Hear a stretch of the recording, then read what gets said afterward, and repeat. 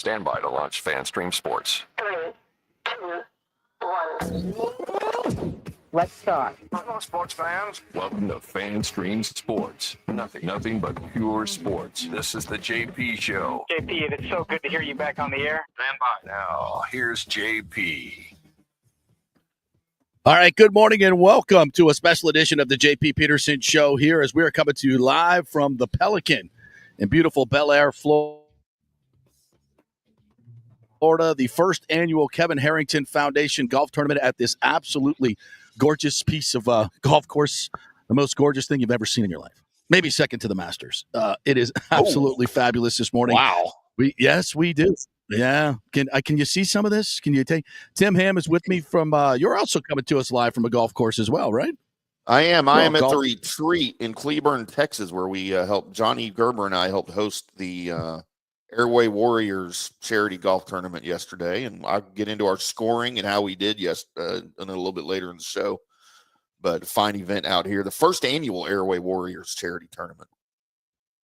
Oh wow! So we're both doing first annuals here. Yeah, and this is also benefits the veterans as well and young entrepreneurs. The Kevin Harrington Foundation. We'll get into that a little bit later on. Hopefully, Kevin will find time to jump over here. Very busy man this morning. Very busy man in his life. Kevin Harrington. You know him, Kevin Harrington from Shark Tank. He was the creator of Shark Tank, the show. It was on the first few seasons. Great infomercial guy. My friend Brian Fasula. They've worked a lot together, and I believe he's one of the key members out here at the Pelican as well. This golf course used to be called Bel Air, and they totally transformed it into kind of a, dare I say, the Augusta of Florida. It is absolutely, it is absolutely pristine out here. I mean, you know, it's like just like the Masters. Try to find a weed out here. You can't do it. It is the most manicured golf course I think I've ever seen next to Augusta. And it's very similar. It's got a lot of tall oak trees, not as many trees as Augusta, obviously, but they play the Annika here every year, one of the premier LPGA tournaments presented by Gamebridge. And last year, the Annika was won by Nelly Korda. What a scene it was out here as Nelly won, I think, for the 7th time. She won, equaling an LPGA record share by Beth Daniel and a couple others. So it was, and you know, obviously Nelly lives right down the road here, so we say, in Bradenton, not far away. So she's very familiar with the course, and we're right here off of 18. I think we have one of our cameras if you want to pop that up. 18 is a fabulous hole, big lake right in front of the hole. They put and we got the Sunday pin here as well, back right. So you got to carry over the water to get to the pin. There's a big kind of hog back in the middle of the green that feeds down to where that is. You get to the right side of it, you're good. You get to the left side of it, you're screwed. Great finishing hole. And Nelly, I was here for the final round. I think she had a lead, and she said she didn't hit her drive very well, but looked pretty good to me. And she had about 160, 170. I think actually she had more than a stroke lead, because I was very surprised that she went at the pin.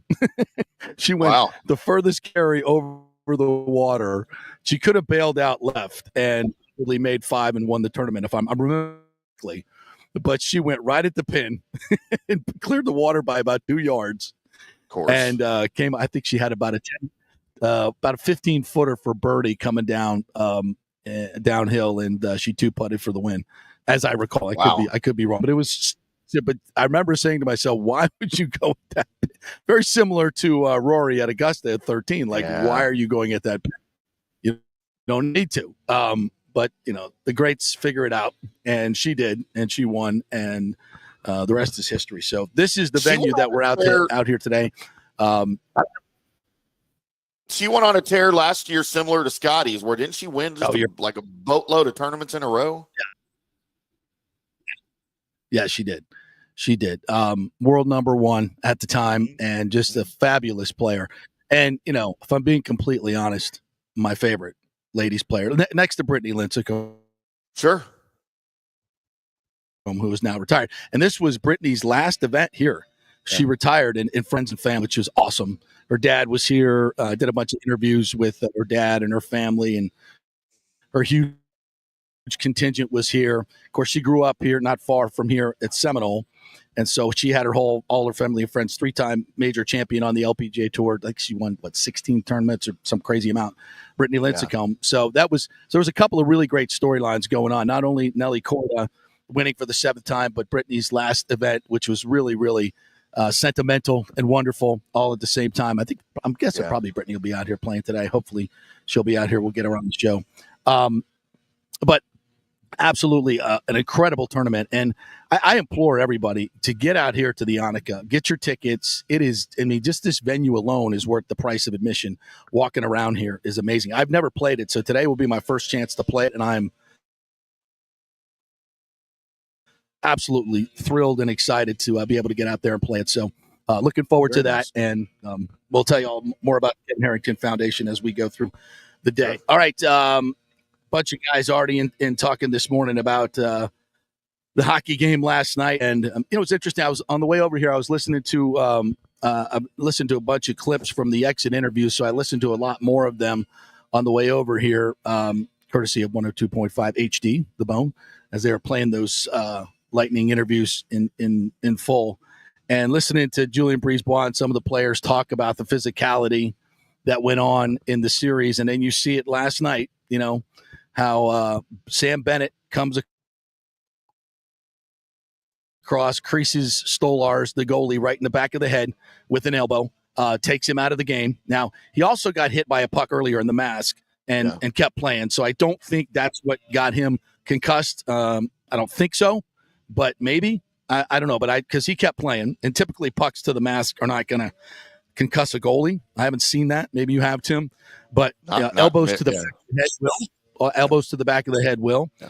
And at this point, I think Stolars was playing fantastic. It was a 4-1 hockey game, and it ends up being a 5-4 hockey game as who was it that came in? Wall came in. He was not good, and it almost cost him the game. So here we go again with the Panthers, with the headhunting and using it as a strategy to win a series. I don't want to come off, and I probably am coming off this way, especially as a Lightning employee, whining about the series and how physical it was. But you just, the more I look at it, the more you talk about it, it was absolutely a factor in the Lightning losing the series. Hagel was suspended for a game for his hit, which was ridiculous compared to the headhunting that went on with the other hits. And as Hagel said, if he touches the puck, it's a completely legal hit, and he's going in while he's making the decision. Barkov is going to touch the puck, and the only reason he didn't touch the puck is because he got his stick lifted. So if he doesn't get his stick lifted, it's in it by the when you're going to make a hit as he's going for the puck, you can't at the split second say, oh well, he didn't touch the puck, I got to back off, right? But he didn't shy away from it. He understands it, but technically that's what made it a penalty and a suspension. But in the flow of the game, it wasn't even close to as dirty as Mikkola's hit. The boarding hit that he got called for a 5-minute major wasn't close to what Ekblad did to Hagel. So, and then here we see again. And it's hard to imagine that the Panthers are not, the way these games are playing out, they're not using this as a strategy. Like we're going to be able to get away with whatever we want in the playoffs because that's kind of the way they do it. And, of course, Colin Campbell, head of director of operations, his son is the assistant GM, but whatever. Of course, I would never, make that. I'm just making a connection. I would never make a charge. You're not insinuating anything. Yeah. Of course, just simply bringing it up, just to make sure everybody's aware of everything that's going on. You make your own decisions as far as that goes. But, here we go again. Another key player for the other team is knocked out with a concussion. How many times have we seen that in other series? Not a lot. And certainly not this year. Not by a same team. Not this year, not, in some type of pattern. It's happened before. Yes, absolutely. It's happened before. But key players, 2 key players, like maybe the most key players in the series back to back. Coincidence?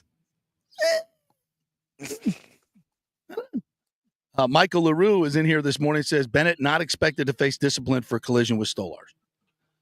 How is that possible? Of course not. How is that possible? Yeezy says dirty Panthers, but they might have just won the series. That backup goalie was awful. Hopefully he was just rusty. Yeah, if I'm not mistaken, Wall's been pretty good. Wall's been pretty good through the year, but I haven't checked the numbers as of late. I could be wrong. So, it's what do you guys think? I'd love to hear your comments on this. Danny Boy Kane says no supplemental discipline for Sam Bennett per Emily Kaplan. How is that possible? Unless they're going to say that the puck to the face caused the concussion. Because if I'm not mistaken, Stolars was I think I heard he was taken out on a stretcher, and he got sick. He threw up on the bench. That's concussion. Yeah, I heard right that this morning in a report from ESPN. Yeah, so those goalie masks are meant to stop pucks. They are designed to stop pucks. That's part of the point. What's that? Yeah, sorry, my internet's bad.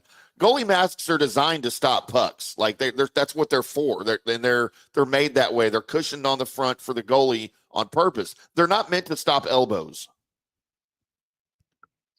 Exactly. They don't have big padding on the back. Right. And maybe when you play the Panthers, you're going to need to wear full helmets. Because you have the opening at it's interesting that both of those elbows came to the back of the head, or no, I think Hagel's was to the chin actually, but kind of from behind, kind of from the side. Right. So I don't know, coincidence. Doesn't look like it. How is there?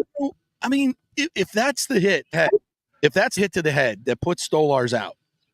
How can there not be discipline? I mean, especially with the fact that it's the same team doing the same stuff 2 series in a row, getting key players out of the series. Yeah. I don't know. Maybe I'm making too much of this, Parter, but it seems to me to be an issue. And I don't want to sound like a whiner here because they took the Lightning out. I don't understand how it's not a bigger story nationally. Like, because nobody likes Florida except people in South Florida, right? Like the Panthers aren't a beloved organization. How is this not a bigger story nationally? I don't get it. I don't get it. I do not get it. But, the Maple Leafs got the win, 5-4. They hold on to win it, so they take a 1-0 series lead. I mean, they were dominating that game. They were absolutely dominating that game for 2 periods. They were, and I was a little bit, frankly, I was a little bit upset. Because I kind of felt like Toronto was handling the physicality and the pressure of the Panthers much better than the Lightning did, if I'm being completely honest. And I also think, the Maple Leafs were playing with a lot of confidence. They were finding ways out of the zone much easier than the Lightning did, which I think was a key to their game last night. And suddenly Bobrovsky wasn't as good. But here's something that the Leafs did that the Lightning did not. They got in front of Bobrovsky. Almost every one of those goals, not everyone, but a couple of those goals were with traffic in front, and he couldn't see. And that's something that the Lightning did not really do well. I want to go back and watch the series again over the next week or so. But that was my sense as watching, because I'm doing, especially the home games, I'm doing a lot of different stuff during the game. So it's hard to really zero in on what's going on. But it was my feeling. I kind of said this to Andrew Chuck while I was watching the game with him down on the set there, the TV set, that I'm like, does it seem like there's not as much traffic in front? He's like, yeah, we got to get better in front of the net. We just got to get more traffic in front of the net. And it's one of the reasons Bobrovsky was so good.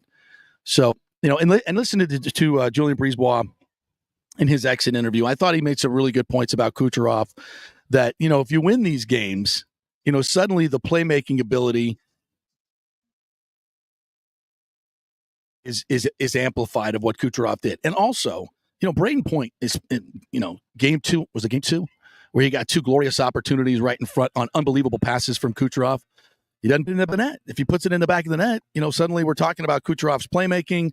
He's got, 4 points? Maybe he has 6, 7, 8 points. Guys just did not put the puck in the back of the net. He authored some phenomenal opportunities for Gensel, who usually doesn't miss from there. He misses. So, yeah, there's a lot of things that went the Panthers' way. The Seth Jones go-ahead goal, I didn't know this, but that shot from the point actually went through the skate of Ryan McDonough through the skate. And the puck can barely fit through there, but it actually went through the skate and then butterflied and went past Vasilevsky. I mean, just crazy stuff. That's just crazy, crazy, crazy stuff. So anyway, as he said, the victors write the history. And when you win, that's all the talk. Now, again, I'm not going to sit here and say that the Panthers were the better team. I think they were. I mean, they've won 8 of the last 10 playoff games. And that's just, it is what it is. That's not puck luck. They're a better team right now, but marginally better. I think they're marginally better. But the Lightning have to figure it out. They got to figure it out. I think in the offseason, we talked a little bit about this yesterday. You got to get a little bigger. You got to get a little bit physical, a little bit more. People we've had these discussions on Twitter. People are like, listen, who went after he took that shot on Hagel? Nobody. Where was the pushback? Where was the ass whooping that should have followed that? There wasn't. And if you're John Cooper, you got to feel like, you don't want to get it. You're up 2-1, right? And you don't want to take a bad penalty in that situation. You're up 2-1 right after they score, the 2 goals within 11 seconds after the Hagel hit. So, now do you want to go out and do something stupid and get a penalty and put them on the power play? No, you can't do that. You're just going to have to wait for another time to get that kind of revenge. But did it ever happen? And as Hagel said in his interview, he's got something coming for it. It's going to be next season. It's going to be when. It doesn't help you win the series right now, and that's what's frustrating. That's what's very frustrating. Some other comments. Thank you, Rick, for jumping in here. Always good getting in the golf set. I hope John Elway doesn't show up at either golf course today. How about that? Monkeying around on the golf course and, which we've all done some stupid things on carts on golf courses, but when it ends up like that, that's terrible. That's terrible. So stop joking about that, Rick. Jeez, Pete, man, what's wrong with you? Good morning to you, more right rudder, and good morning to you, John Hill. Party for the party, yeah. Bring something to the party. So yeah, I think Timmy dropped out. His Wi-Fi dropped out a little bit here, so because we're going to talk a little Scotty Scheffler golf. But I want to tell you, while I got a moment here, a bit more about the Kevin Harrington Foundation. As I mentioned, many of you know him from Shark Tank. The foundation leverages his extensive entrepreneurial experience to guide and support aspiring business leaders. That is something that is desperately needed in our youth education here. The Harrington Foundation is a philanthropic organization dedicated to empowering youth and honoring veterans by fostering entrepreneurship through dedicated support and resources. Mission and vision of the foundation is to empower young individuals as future leaders and honor veterans by providing the tools and resources necessary to pursue entrepreneurial endeavors. Focusing on education, mentorship, and financial support, the Harrington Foundation aims to create a world where both youth and veterans have equal opportunities to realize their entrepreneurial dreams, driving innovation, economic growth, and community enrichment. We talked a little bit about the entrepreneurship hub that they have, and learn how to be an entrepreneur and learn how to start your own business, what that's all about.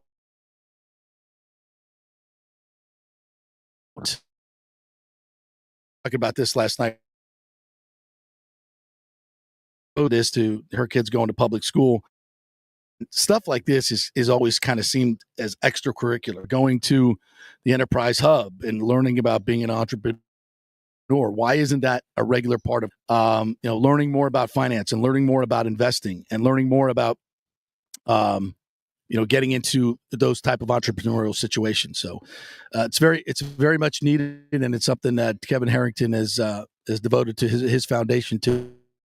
And I see him right here, so hopefully I can get him over here. So, Sergio says, "All right, in the break." So we're going to take a quick break if I can get to this, and we'll come back on the other side and hopefully clean up this internet situation. So we're live here at the Pelican for the first annual Kevin Harrington Foundation Golf Tournament. Ciao, Paolo Tini here, after. owner of Caffè Paradiso, voted number 3 People's Choice Award on Open Table. I want to thank all our loyal family of customers that have been enjoying our great traditional Italian dishes we make from scratch every day. It's a great family story we're proud of. Our family moved from Rimini, Italy in 1984. My dad, Caesar, started Donatello, and that's where I got the start in the restaurant business. I started Caffè Paradiso on South McDill in 1995, and we've been there ever since. From our traditional ossobuco, a veal slow roast for 4 hours, to our daily fresh catch, the Gruppo Paradiso, with a piccata sauce and lobster claw meat, homemade pasta like lasagna, farfalle salchicha, which is a bow tie pasta homemade with fresh sausage. Hold on a minute, JP's favorite. I love it. So come and have a glass of wine with me on South McDill. Get a reservation on Open Table and see all our 5-star reviews. Ciao, see you soon at Paradiso.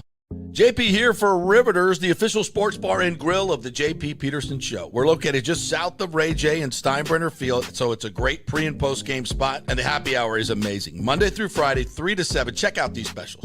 $3 Bud Light drafts, $4 domestic bottles, $5 wells, $6 premium wells, $6 cocktails like margaritas. It's unheard of. And the Riveters food is freshly made daily. No freezers. Happy hour food specials include $3.50 tacos and barbecue sliders. $6 you get edamame or chips with the beer cheese, which is amazing. $8 buffalo chicken dip, my favorite. The truffle fries, chili cheese fries, also $8 at happy hour. As well as other specials throughout the week, including Taco Tuesdays, you get $3 tacos, and Wing Wednesdays, 7 o'clock to 1 a.m. in the morning, you get our amazing wings, 5 for $5 and $5 wells and wines. That's a good Wednesday night. So if you're tired of the preppy, overpriced, generic sports bars, come see the amazing, friendly bartenders and staff at Riveters, where customer service really matters. Riveters, just south of where the Rays and Bucs play. We'll see you there. Summer is coming. Do not get caught with your unit unprepared. Your AC unit, of course. The awesome folks at Third Generation Plumbing and AC have a special going on right now. You get a free 1-year maintenance package with any purchase of a new unit. They have special 60-month financing as well, so you don't need a huge chunk up front. Third Generation has an impeccable reputation built over 30 years of doing business. They do plumbing, AC, mechanical work, anything you need around the house. They are trusted folks. Go to the website and read the 5-star reviews. Deidre said, great company that always arrives timely. We have used them for our AC both in home and business and have been very happy. The staff is knowledgeable and professional. I would recommend Third Generation again and again. So give Third Generation a call at 813-961-8024 or go to thirdgenerationplumbing.com. Let's go. Right now, back to the show on FanStream Sports.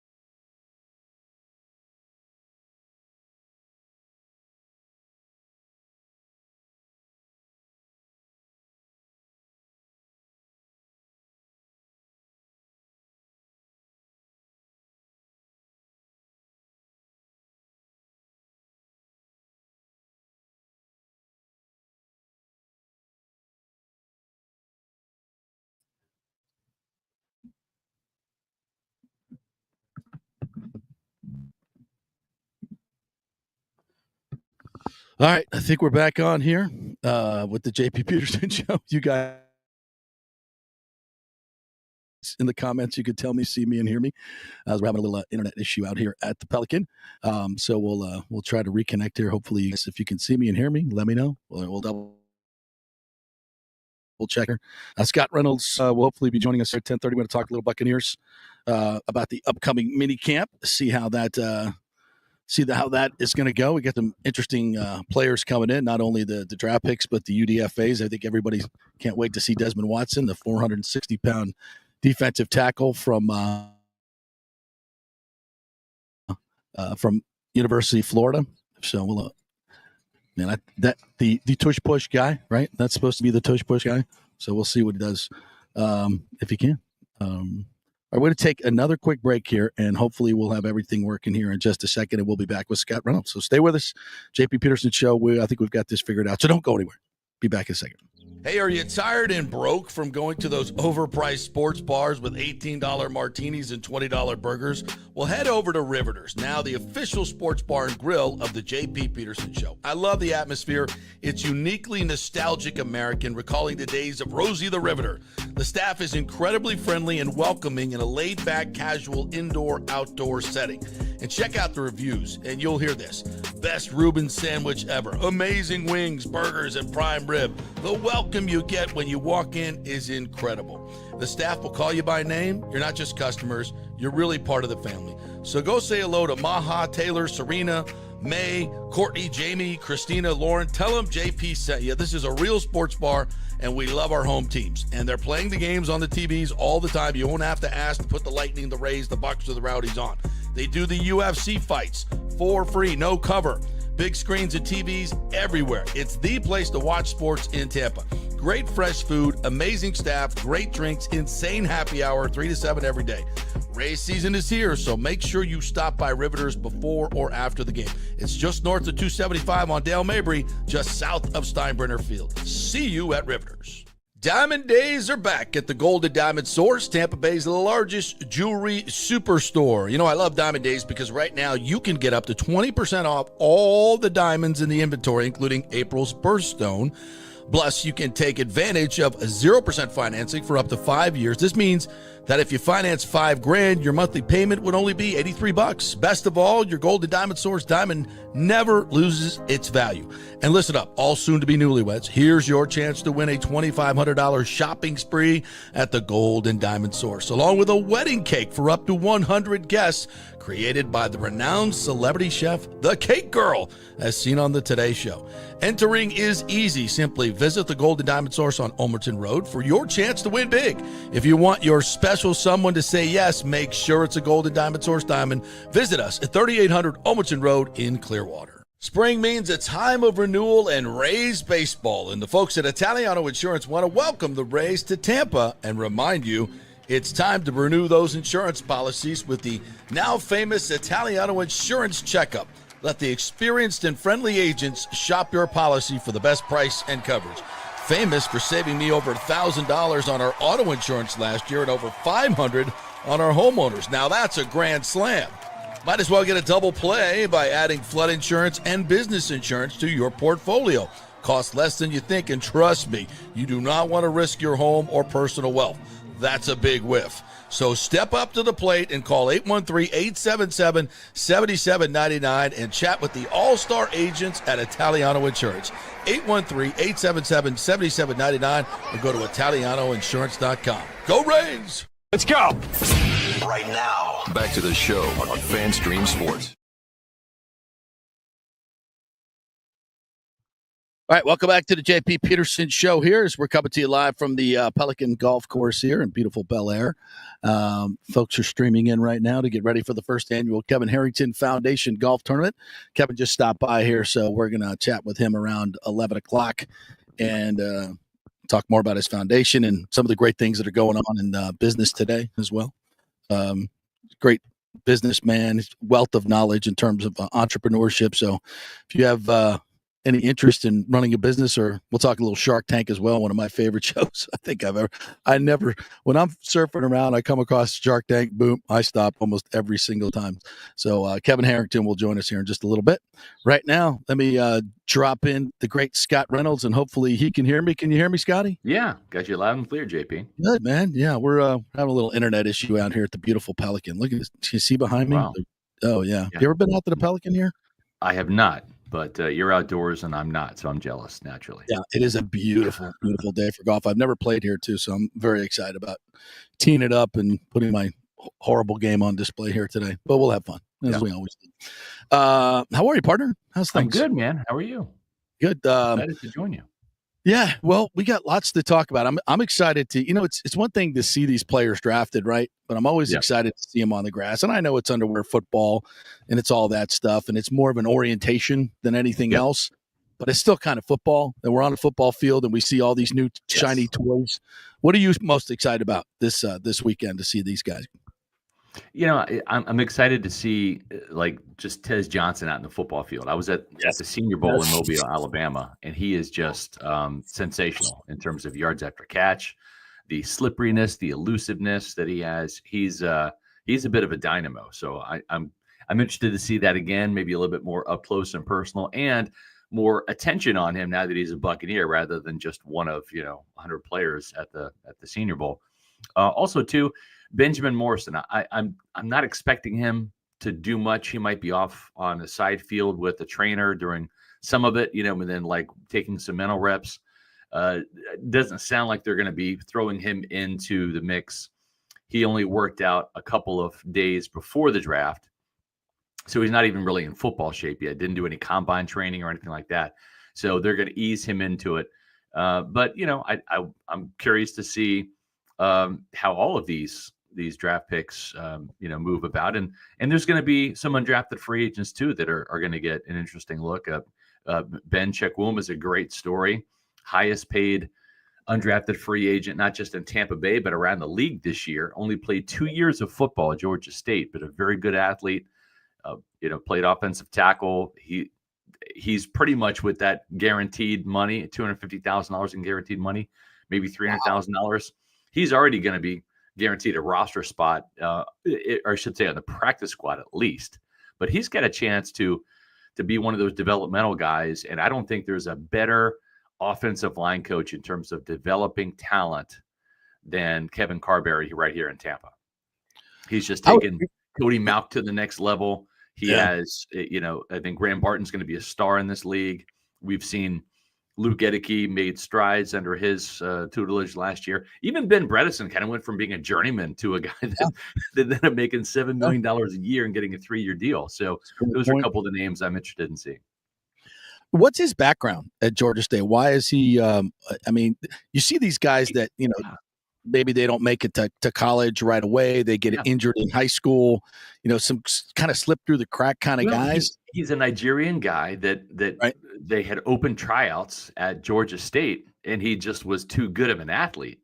And so, like a lot of Nigerian-born people, they just don't have any exposure to American football over there until you come to the States. And he, thank goodness, he tried out, and he showed well. I mean, Josh Capo from Pewter Report had posted some video of him going up against Mike Green when Georgia State played against Marshall, and he did wonders on a guy that I think a lot of people had as a first round graded pass rusher in Mike Green. I think the character concerns caused him to slip to Baltimore in the second round. But Chekwum is a very interesting guy for sure, and I think he looks the part, and we'll see him up close and in person in action on Friday and Saturday. Well, of course, the biggest name that will be there is probably not even Ibuka. It's Shiloh Sanders. Yeah, well, either that or Desmond Watson, right? I'm curious to see how big of a man Desmond Watson is, too. You say the biggest name, you have to start there, but then I get what you're saying about Shiloh Sanders, too, yeah. That's an interesting situation. I mean, obviously, the Bucs aren't hugely deep at safety. He was undrafted for a reason. I think, I don't know if he's going to make this team, but, obviously with the name, there'll be a lot of attention. People are like, who's going to play first, Shiloh or Shudor? What do you think his chances are of making this team? Do you have any inkling at all? I mean, he is probably the weakest position on the team in terms of experience, depth. And of course, he doesn't have any experience. He's a rookie coming in, but you look at the depth chart, Tyke Smith is moving to strong safety. He will be the replacement for Jordan Whitehead. So you have one starter there. Obviously, Antoine Winfield Jr. is the starter at the other safety spot at free safety. Then you've got 2 experienced backups, but guys that you don't want to see start for many snaps or many games, etc. Kayvon Merriweather, who's the strong safety, and then Christian Izzian, who can kind of do it all. He can play free, he can play strong, he can play nickel. He's kind of that super sub in the secondary. So outside of those 4 guys, though, that's kind of it. They have a couple of players that were on the practice squad all of last year, which is good because it means the Buccaneers like them and invested time in them being on the practice squad all year in Rashad Wisdom and Marcus Banks. But at the same time, JP, when this team needed depth at safety and even some guys to come in and play, they didn't promote either one of those guys from the practice squad. So that's kind of telling too. They grabbed Mike Edwards off the waiver wire. Shoot, they even re-signed Ryan Neal for like a couple of weeks. So but at the same time, keep in mind, when you're a practice squad player, you're not getting any reps in the Bucs defense. You are essentially playing the role of a defensive back, whether it be a safety or corner or a linebacker, wherever they need you. You're playing that role for the opposite team going up against Tampa Bay's starting offense in practice. So it's not like Marcus Banks or Rashad Wisdom were getting meaningful reps in Todd Bowles' defense from, say, September through January. That really just wasn't happening. They were sitting in the meetings, learning it all, but everything on the field they were doing was scout team work for the Bucs offensive opponents. So that may have been a reason there too. But, Shiloh, we'll see. As I've mentioned on the Pewter Report podcast, and I even did a Pewter Pulse video on this, the interesting thing is this kid has been in the Deion Sanders orbit all of his career, whether outside of his years at South Carolina where he didn't play much, but he went to Jackson State, certainly played there, 4 interceptions in 2 years, and then went to finish his career at Colorado, played 2 years there. He's used to having cameras, social media in his face 24/7 as being the son of Deion Sanders. He was a sidekick in the Deion Sanders show, right? You have Shedeur, you have Shiloh, and Travis Hunter to a degree, the kind of the adopted son of Deion Sanders, and then you've got Deion, who is the star of the show, and so he's used to the fame, the notoriety, the attention, and all of that. And I would just love to see for him to have the best chance of success. Come in and be humble. This is not about social media. This is not about TikTok and Twitch and Reels and all that stuff. This is about football. Come in and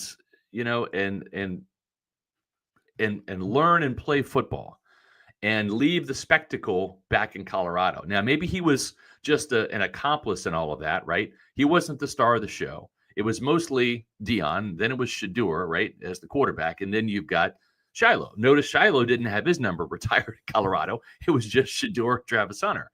As you mentioned, he's not that good of a player. He went undrafted for a reason. He ran 4.59. You put on the Kansas State Colorado film. It's bad. He takes bad angles when it comes to tackling. He's more of a hitter than a wrap-up guy. There are some holes in his game, but he's also coming to a good situation in Tampa. And we'll see what happens. Maybe he makes the practice squad. Maybe he makes the 53-man roster. Maybe he's a dynamite special teams player. I don't know. We'll see. I'm going to evaluate him as a Buccaneer rather than a Buffalo. He gets a clean slate with me. But my whole thing is for him to have the best chance of success. He almost has to forget his last name is Sanders. Exactly. Just call me Shiloh. Show up. Call me Shiloh safety, right? And let me be a safety in Tampa Bay. And maybe that helps him. I will say this, though. It's interesting that the Buccaneers didn't reach out to Shiloh Sanders. He fired his father, Deion Sanders, because it wasn't going too well, according to Shiloh in his own words. Hired Drew Rosenhaus, who has a great relationship with Jason Light, with Mike Greenberg. Yes. And it was Rosenhaus who got him on the team. He's the one that called Jason Light or texted him, whatever, and said, hey, can you, would you mind signing my guy? And keep in mind, Drew Rosenhaus has had former Buccaneer players, whether it be Eric Redd back in the day, Warren Sapp, but they didn't deal with Mike Greenberg and Jason Light at the time, but Shaq Barrett was one of those guys, right? So they do have a good relationship with Drew, and sometimes it's I'll scratch your back, you scratch mine kind of thing. And this is one of those instances where you do a favor for the agent. Hey, you need another safety? Why not? Let's give the kid a chance, and we'll see what happens.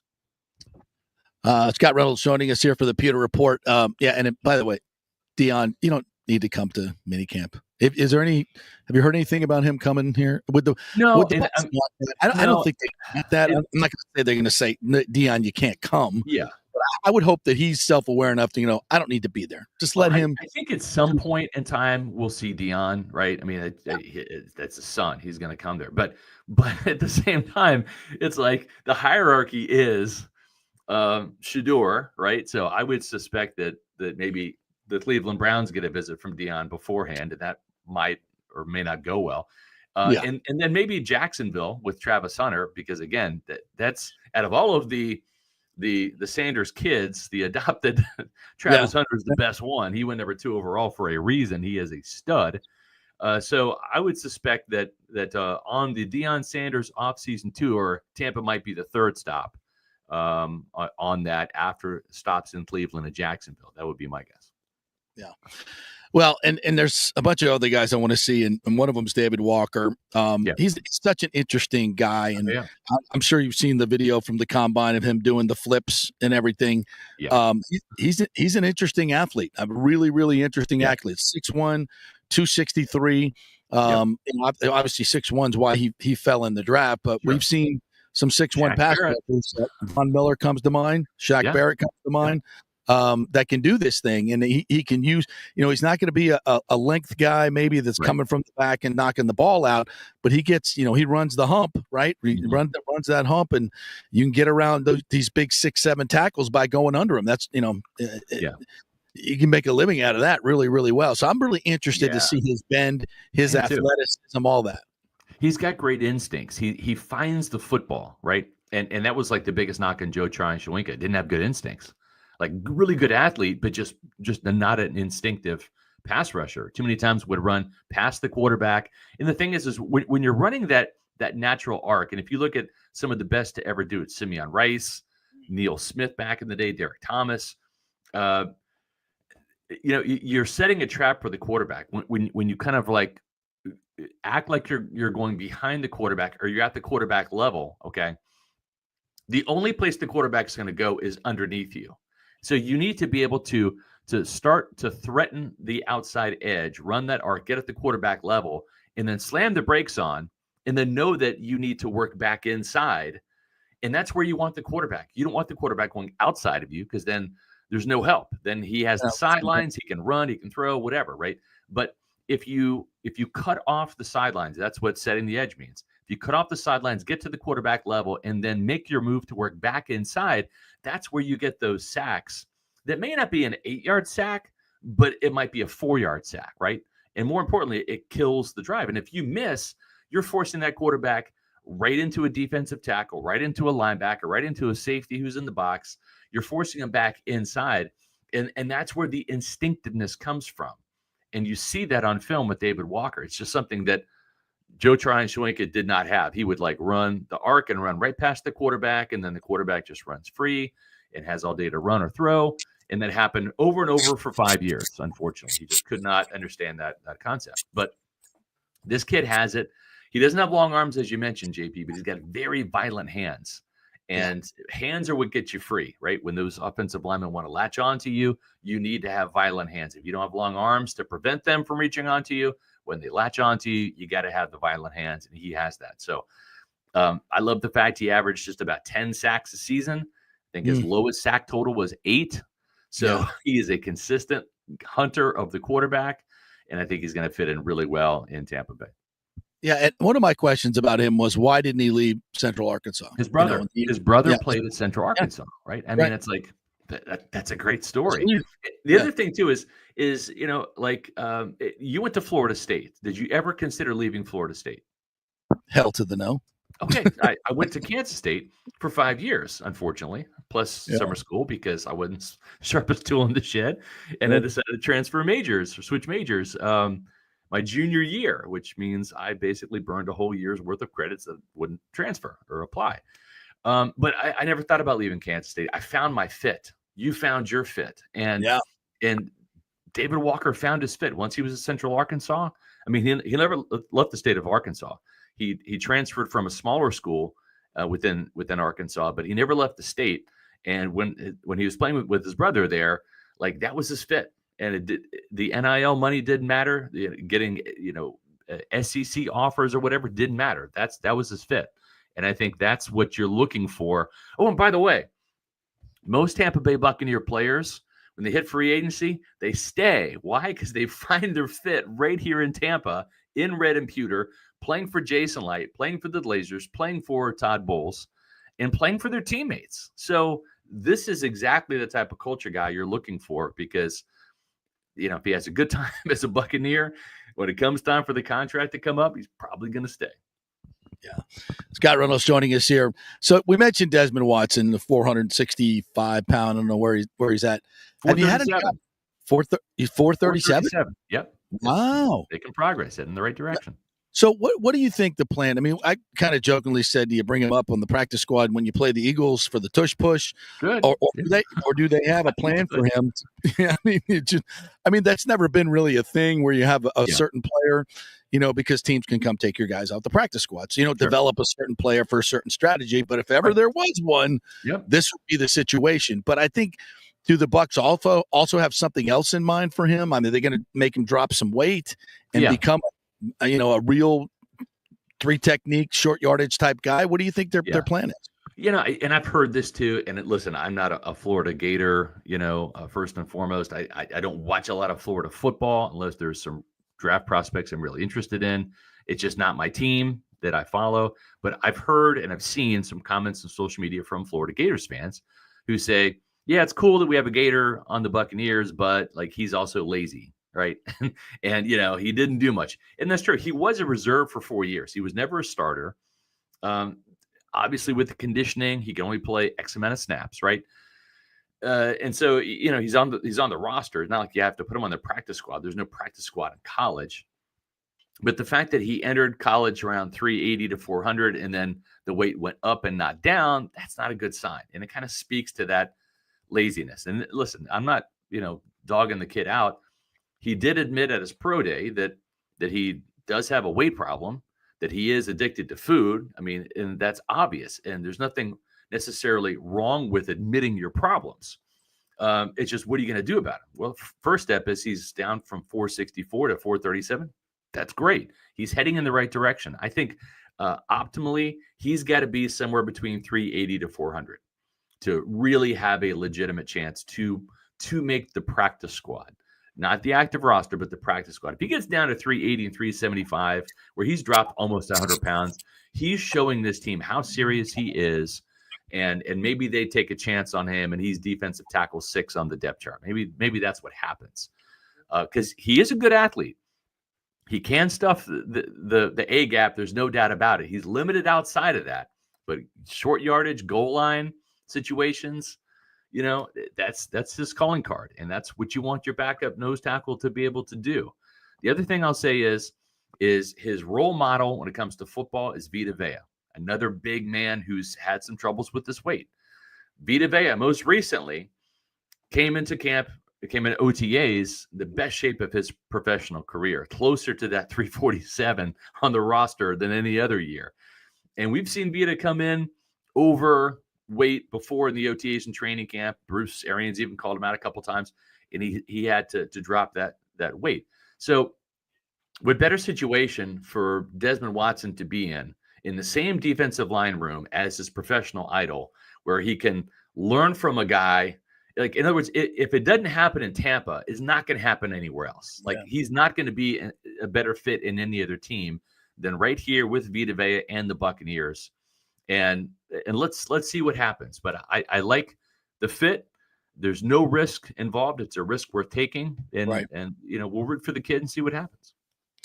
Scott Reynolds joining us here from the Pewter Report. I was watching the great package video that the Bucs put out on Ibuka's first day in Tampa Bay, and the first thing that strikes you is, man, this organization has to get together, man. They do not lack any details. Like Yep. coming in, I mean, you got Brian Ford's already prepped him on Tampa Bay. You know, Yep. this is what you say, and this is what I mean. Right. You know, the plane ride. This year they had them at the Advent Health Training Center. Yeah. They had an event for him Welcome to the crew. Yeah. Right. Welcome to the crew. I mean, it's all encompassing, and the way he just so effortlessly handled all of it. You know, there weren't really awkward moments. It just seems so natural, which is hard to do. It's really hard to do when you're going into a new environment like that. It really is. His intelligence, you can just see, is off the charts. His intelligence is off the charts. His football IQ is off the charts. Mm-hmm. He is such a damn good fit here. And you know, we've said it a million times. He's a Chris Godwin clone. He is. He really is. Chris came in, he was already a polished professional. Yeah. And this is exactly what you're seeing in the book. How impressed are you with him? That's the word, JP. It's the other term for NFL football is pro football. Pro is short for professional. And when you draft these players, you want them to be pro athletes. You want them to be professionals and fit into professional football and have long NFL careers. So I know the word character is used a lot by the Bucs front office and coaching staff, and deservedly so. But really, when you say character, what you mean is professionalism. Are you going to understand that this is a job that not only is your livelihood on the line and your family's livelihood, but your teammates and the coaching staff and the front office who drafted you? If you don't perform, you could cause a chain reaction that could cost people their jobs. And the only jobs that you really want to cost are, honestly, your competition in training camp for your roster spot, right? Like, you want to battle against other receivers. And as a first-round pick, he's pretty much guaranteed to make the team, right? But you understand what I'm saying. The more professionals that you can have come in the building as rookies, the more chances of success you're going to have. So, you know, I understand Jason Light said, yeah, hey, we'll take a chance on an immature guy because we have enough veterans and mature players on the roster, but you're not looking for the immature guys. You're not looking for projects and guys to, you know, experiment with. Well, we'll see if we can, you know, turn this kid from being immature to mature. Like, no, you want the mature guys. And I think that is why this team is hitting on so many players, because they come in ready for business. They come in ready to realize their NFL dreams, and they assimilate very well. Because, like, when you are a lion and you run in that pride of lions, right, you fit in. But if you're a jackal, okay, and you're trying to, like, embed yourself in a pride of lions, those lions are going to eat you. And I think that's the culture that's been created here is they're looking for lions to run in this pack, this pride of lions. No insults to douchebags is what you're saying. Exactly. And the immortal words of Jason Light, no assholes or douchebags. Yeah. Right. No jackals. Right. Yep. How about that? How about the Jason Light tour? That was nice. Yeah, that was fun. And him laying it out, you know, like this is what we're kind of looking for and what we're not looking for. It's just a waste of time. When you take a chance on those players that may have the skill set, it's just a waste of time. And at some point in time, it's like, what is that old parable about the scorpion and the frog, right? The scorpion wanted to cross the river. And so it asked the frog, hey, you know, you can swim. Would you mind taking me across the river? And the frog said, why would I want to do that? Because you're a scorpion and you sting and I don't want to die. And then the scorpion talks the frog into it. And the frog says, okay. Well, and the scorpion says, well, listen, if I sting you, we're halfway across the river, then we're both going to drown. And like, why would I want that? So the frog's like, okay, the frog gets suckered, right? So he gets the scorpion on his back halfway across the river. What does the scorpion do? It stings the frog. So as they start sinking down to the bottom of the river, both to die, the frog looks at the scorpion and says, why did you do that, scorpion? Why did you sting me? Now we're both going to die. And the scorpion says to the frog, because I'm a scorpion. That's what I do. Yeah. And the Bucs have had those guys before, the Austin Safarian Jenkinses, the Chris Bakers, the Antonio Browns. At some point in time, they're going to sting you. They're going to sting you. It's only a matter of time, Mm-hmm. And so Jason Light he's had enough of that. And he's just like, no scorpions allowed, man. We're not doing this. Yeah, that's a great parable and very very apropos here. And the two defensive backs, Jacob Parrish, who you watch more tape and film with him at Kansas State than anybody. I like him, yeah. And Benjamin Morrison, who I guess is not going to do much. You're not worried about the hip injury, right? That's it. Those are genetic things. No, I'm not, because he had the exact same surgery done in high school, and he goes to Notre Dame and has 6 interceptions as a freshman. Okay, so he made the team. He was healthy enough to make the starting roster, right? To be a starter as a freshman, and then he goes out there and gets 6 interceptions, right? So he balled out. Coming off of hip surgery. It's the exact same hip surgery on the other hip to kind of take care of a genetic issue that he had that created tightness in his hips. And so the expectation is that he will be fully recovered. And then what can we expect? Well, we can expect kind of like what happened after the first hip surgery. He was a ball hawk. So I don't think that's going to change. Those are natural instincts and abilities he has. Plus, he has great hands. So I would suspect sooner rather than later, certainly by training camp, we'll see a fully healthy Benjamin Morrison on the field competing with Jamel Dean for a starting job. And it may happen sooner than that. It may happen at the mandatory minicamp. It may happen in the latter part of the OTAs, but we'll see. And, and this is the effect that it has on starters too, because we're kind of focusing on the rookies, but the starters, especially when you draft somebody to take your job, takes you to a whole new level. And frankly, I think, if the Bucs could be publicly honest about that, they're disappointed in the way Jamel has played. He hasn't answered well, and they feel like, don't listen to what they say, watch what they do. They drafted a guy who's a first round corner for a reason, and he's there to take your job. So I think this inspires Jamel Dean to be as good as he could possibly be. Yes. Now, I don't think they're going to trade him at this point. No. I guess if they've already tried. You're better with him on this team. He won a Super Bowl here. He's been in nothing but Todd Bowles' system since 2019. Yeah. He is a great locker room guy. He's a fantastic fit. And when he's healthy, he's a good cover corner. He really is, right? So so either he is the best reserve corner in the NFL if Morrison wins the job, and he's the next guy coming off the bench for either Zion McCollum or Benjamin Morrison, he's the best number 3 corner in the NFL, talent-wise, just the bar none. But if he is the starter, then I really like Benjamin Morrison's opportunity to come off the bench at a moment's notice and step in and make plays, given his ability to start as a true freshman, which is something else Jacob Parrish did at K-State.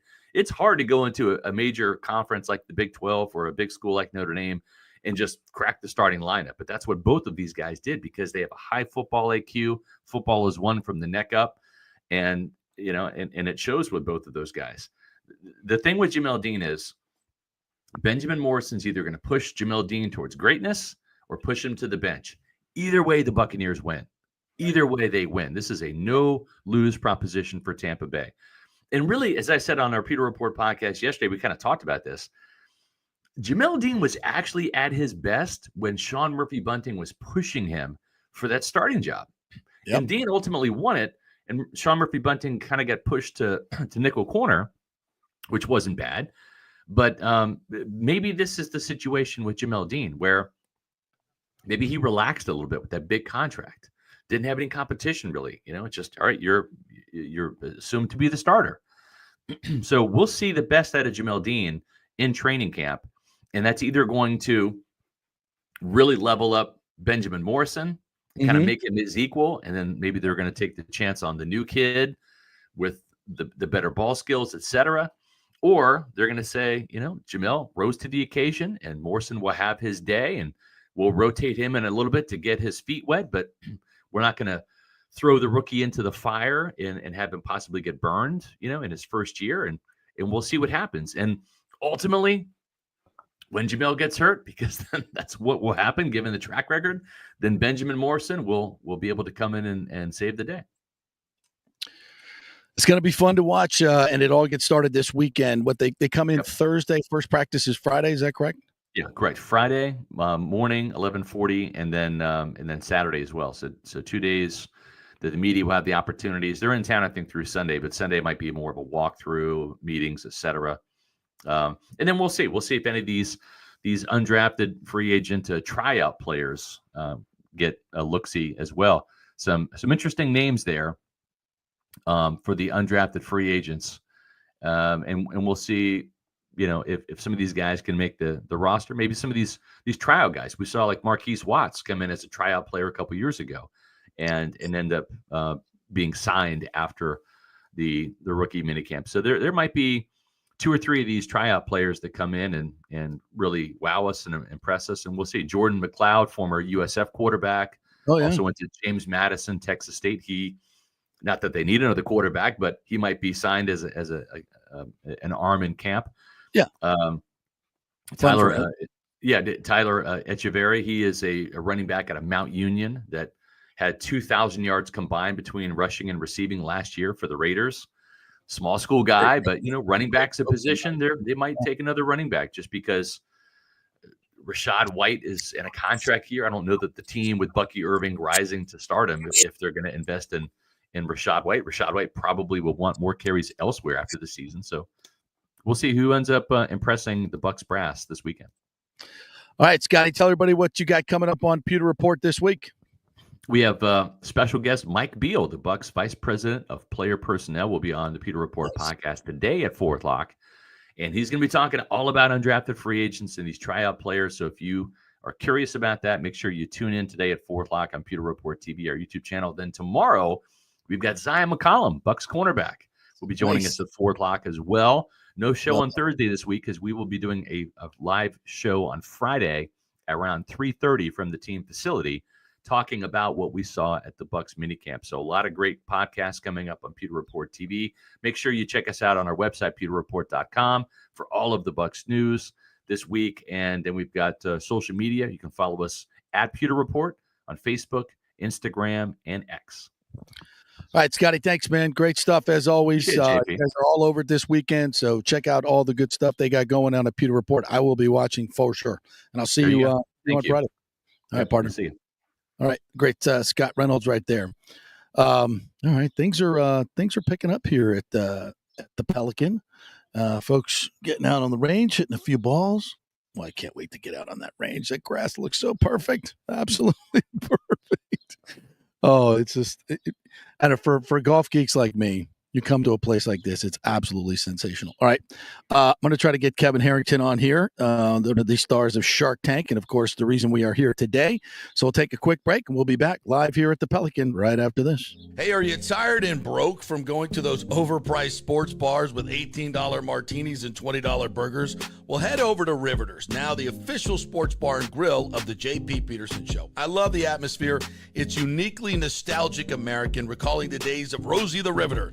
The staff is incredibly friendly and welcoming in a laid-back, casual, indoor-outdoor setting. And check out the reviews, and you'll hear this. Best Reuben sandwich ever. Amazing wings, burgers, and prime rib. The welcome you get when you walk in is incredible. The staff will call you by name. You're not just customers. You're really part of the family. So go say hello to Maha, Taylor, Serena, May, Courtney, Jamie, Christina, Lauren. Tell them JP sent you. This is a real sports bar, and we love our home teams. And they're playing the games on the TVs all the time. You won't have to ask to put the Lightning, the Rays, the Bucs, or the Rowdies on. They do the UFC fights for free, no cover. Big screens and TVs everywhere. It's the place to watch sports in Tampa. Great fresh food, amazing staff, great drinks, insane happy hour, 3 to 7 every day. Race season is here, so make sure you stop by Riveters before or after the game. It's just north of 275 on Dale Mabry, just south of Steinbrenner Field. See you at Riveters. Diamond Days are back at the Golden Diamond Source, Tampa Bay's largest jewelry superstore. You know, I love Diamond Days because right now you can get up to 20% off all the diamonds in the inventory, including April's birthstone. Plus, you can take advantage of 0% financing for up to 5 years. This means that if you finance $5,000, your monthly payment would only be $83. Best of all, your Golden Diamond Source diamond never loses its value. And listen up, all soon-to-be newlyweds, here's your chance to win a $2,500 shopping spree at the Golden Diamond Source, along with a wedding cake for up to 100 guests. created by the renowned celebrity chef, the Cake Girl, as seen on the Today Show. Entering is easy. Simply visit the Golden Diamond Source on Omerton Road for your chance to win big. If you want your special someone to say yes, make sure it's a Golden Diamond Source diamond. Visit us at 3800 Omerton Road in Clearwater. Spring means a time of renewal and Rays baseball, and the folks at Italiano Insurance want to welcome the Rays to Tampa and remind you it's time to renew those insurance policies with the now famous Italiano Insurance Checkup. Let the experienced and friendly agents shop your policy for the best price and coverage. Famous for saving me over $1,000 on our auto insurance last year and over $500 on our homeowners. Now that's a grand slam. Might as well get a double play by adding flood insurance and business insurance to your portfolio. Costs less than you think, and trust me, you do not want to risk your home or personal wealth. That's a big whiff. So step up to the plate and call 813-877-7799 and chat with the all-star agents at Italiano Insurance. 813-877-7799 and go to ItalianoInsurance.com. Go Rays! Let's go. Right now, back to the show on FanStream Sports. All right, welcome back to the JP Peterson Show here as we roll on from the Pelican. Get the headphones on here. Kevin Harrington's taking care of some business. Going to come back and join us here in just a little bit. That will give us a chance to talk a little Rays and get your comments in as well. By the way, if you guys have any questions about Shark Tank or anything like that for Kevin Harrington, put them in the comments. We'll be happy to pass them along to you. And don't be like, can you lend me a couple million to start my business? We're not doing that. All right, a couple of comments coming. Did Scott just call Devin White a jackal? I think he did. But Devin's a perfect example of what we're talking about, you know? Now, when they drafted him, were there signs that, maybe he was maybe not a pure team guy? Possibly. It just, I don't remember that, to be quite honest. And obviously when he first got here, he was a great team guy, but something happened along the way. And Devin kind of lost his way. But I do remember, we mentioned Chris Baker. Deshaun Jackson was another guy. Deshaun Jackson was, I'm going to say he's a bad guy, but he was a bad guy for the situation because, you had a Jameis Winston, trying to lead this team.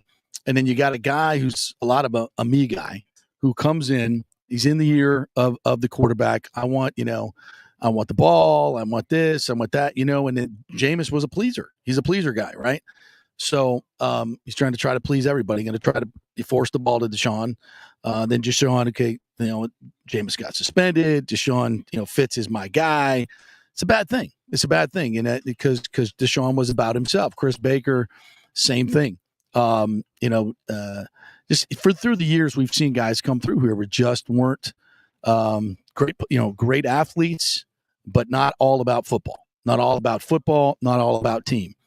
And when you go get a guy like Ibuka, who is, talk about a leader in a locker room like they had at Ohio State. I mean, you got alphas all over the place, first round picks all over the place, not just in the room, in the wide receiver room. You're a leader of that group, and he comes back, you're another year because he wants to play at Ohio State because he's loyal to the program because he's a team guy.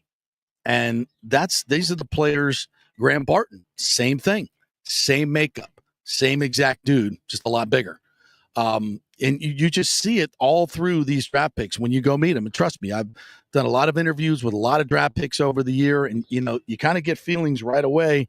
Oh, this guy is, he's going to make it. Our good friend, may rest in peace, Gaines Adams, the first time we interviewed him, it was just like, this guy's not going to make it. He didn't have the size. It wasn't very developed in his upper body. And he just was a very meek guy, very shy, very meek. And you didn't feel like, oh, this is going to be a guy, this guy's going to be a badass coming off the edge. Just didn't see that. Roberto Aguayo was another one, kicker. You just kind of felt mentally he was not up to the challenge. All right, let's talk to the man of the hour, Kevin Harrington. Hey, how you doing, JP? Let me get you. I just have to push. I just have to push that button right there. Full power now. Yeah, look at me. I'm running the show. We're doing all this stuff this here. Is a nice little view from. Isn't this cool? Pelican Golf Club, Isn't this right? cool? Yeah, we got a second camera here. Nice. But I'm not even going to mess with that because everything's working. Hey, it's fun. We got the internet going. Yeah. Everything's. It's going to be a hot day, but beautiful. Golf this is not hot. Sunshine. We know hot. This is not hot. Oh no! I did. Someone said, "What's the worst you've played in?" 115 heat index. That was in Phoenix, Scottsdale. That was right here. Oh, was it Okay? here? Oh my God! Yeah, well, we get that too. You get some windy days, and then some days where it's just not windy at all. So you're a golf nut like me. You're going to play in 115 because I will play in 115. I care. Will. No, because for me, it's sort of like a hot yoga. It's exercise. And of course, this course is walking only. So if you walk 18 holes, they figure it's somewhere, give or take 6 to 7, 8 miles. Yeah. It's a good workout. Bad way to, get the day going. Yeah. And as we get older, I'm trying to do that 2 or 3 times a week. Yeah, because it keeps you young. Yeah, exactly. Keeps everything moving. Yeah. Absolutely. And so how you been? I'm fantastic. Yeah. I really appreciate you inviting me out here because I've never played Pelican. I've been here many times for the Annika, which, by the way, is just one hell of a golf tournament. A great tournament. What an event. They had the match out here one year, and that was Tiger Woods and Spieth and McIlroy. What was that like? Pete Thomas.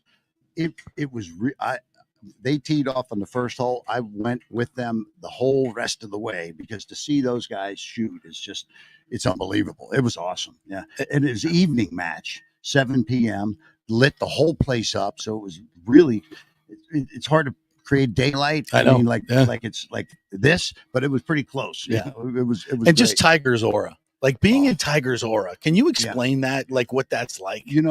I was over in the first tee box and he came pulling up and a huge crowd over there, but literally 3 feet away from me. And I'm like, well, it's you my can lucky feel it. day. You can feel it. He got out, looked right at me, and I'm like, I'm not going to say a word. I'm in awe, right? And so I don't want to mess it up, right? Yeah. But I have the ability. Such a blessing when he was young. I was covering the U.S. Open at Congressional, I believe it was. It's like 97, maybe 96, 97. Right. And Tiger was really, really young, and it was like Charlie. Huh? Yeah, like Charlie. But even then, there was just an aura around this dude, and he hadn't even really done anything yet. Right. Yeah. And then I also followed him at the Masters a couple times later on in his career, and just like the electricity around him. Even when he came to Innisbrook, was that 17? That was just, I mean, it's unlike anything in sports. And you've been to a lot of huge events. Yeah. I've covered a lot of huge events. Nothing compares. I agree. Right? Am I right? Oh yeah. We were when they've said Tiger's going to be coming over soon, I said, I got to get over there. I want to be able to at least see it. Well, I was right in the action because he pulled up right next to me. And so the rest of the night was awesome, but it was a laid back night. Yeah. Spieth was drinking beer and in shorts and having fun, and they were joking. Tiger jokes less than the rest. I'll say that. Yeah, even when it's just a kind of a charity match. He's always got a little bit of serious nature about him, right? Different cat. Just a different cat. The black long slacks and the red top, so he's got his branding going all the way, All right, before we go any further, I want to talk some Shark Tank in a second, but let's talk about your foundation because I think this is really cool what you're doing. I was talking to my wife last night about your foundation, and I'm like, they're teaching these kids stuff that they don't get in school, and it's the most important thing we should be teaching them because you're going to go out into this world and you're going to have to fend for yourself, and the best way to do it, at least for me, is be an entrepreneur. You don't want to work for other people. You want to work for yourself and make your own way. You teaching these kids what that's all about, just opening their eyes to it, I think is immeasurable for them. Thank you, JP. It's, when I was a kid, 15 years old in high school and wanted to earn some extra money and buy a car. When I was, I'm going to be 16 next year. So I started knocking on doors. I started a little driveway sealing business, and I was the salesman. I closed the deals, and then I applied the blacktop as the sealant. That's awesome. I was doing 10 jobs a week. But see, my father was my mentor, and he owned bars, Harrington's Irish Pub in Cincinnati, Ohio, and another one, had nightclubs and catering halls. But I grew up in an atmosphere that was conducive for it. Yeah. And this is way back. Of course, my mother didn't like it so much when I dropped out of college. Okay. But so I don't necessarily Turned say out okay, that's the move to do. But my one boy, Brian, graduated Penn State with honors and is doing awesome. But bottom line is many of the kids today, they just need a little push. They need a little help. They need a little advice. We teach how to pitch, how to analyze, how to find the sales copy points for products, and give them a little edge to be able to go out. And I say, look, if you can be an entrepreneur today without quitting your job, if you're full-time employed, do a little weekend. I call it weekend wealth, or start something in your spare time. Yep. And if it starts overtaking full-time income, then you can maybe, depending upon the stability, then maybe make the move. But I don't tell people that aren't real motivated entrepreneurs to just go out and buy a business or start a business without any experience. So, it's don't quit your day job.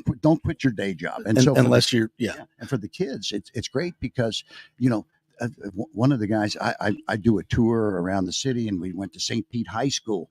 They had 18 booths in the gymnasium and giving pitches to a panel of judges. Which how cool is that? Right? Like a Shark Tank. Yeah, like a Shark Tank. So we picked a winner, and it turned out to be a kid that was already he was teaching other kids how to be on video and how to do YouTube videos and how to build their brand. And I'm like, wow, here's a super smart 16-year-old boy that's teaching other kids how to perform and how to get viewers and how to how to be an influencer at the end of the day. I need to some of these people make a lot of money. Yeah, absolutely. They do. Especially, I have to tell the great Kevin Harrington, when my first job, my entrepreneurial, was cutting lawns in Hollywood, Florida. And my business, I made up little business cards, cut them all out, on the cutter at school. And it was, John's Lawn Service. The grass isn't always green. The grass is greener on the other side because we didn't do your side. That was my pitch. Like that. Hey, that's not bad for a 10-year-old, right? You had some branding going on. Yeah, some branding going on. And they always laughed when they got the card when I knocked on the door, and that was kind of the entree. Yeah.